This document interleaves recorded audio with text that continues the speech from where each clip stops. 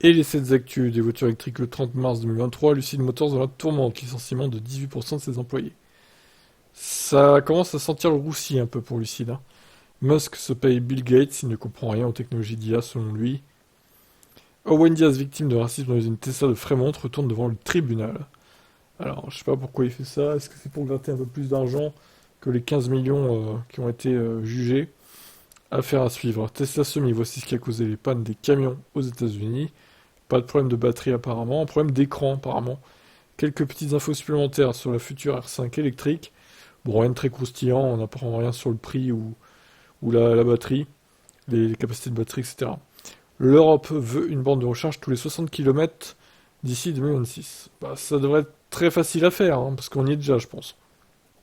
Les familles des deux victimes de l'accident de Floride reviennent à la charge contre Tesla aux États-Unis. Donc, pareil, qu'est-ce qu'ils cherchent à avoir? Bon, c'est à se demander, hein. Alors, de toute façon, la justice et les États-Unis, il y a souvent des procès pour. Alors, pas pour rien, hein, parce qu'évidemment, ils sont morts, ces gens, forcément, il faut clarifier tout ça. Il faut faire la lumière sur tout ça, mais bon, et ça a été jugé, pourquoi il retourne encore au procès? Comme au One Vias d'ailleurs, c'est. Ça force un peu quand même, hein, je trouve, hein, personnellement. Voilà, à demain pour la suite, je vous laisse commenter. Pensez à vous abonner.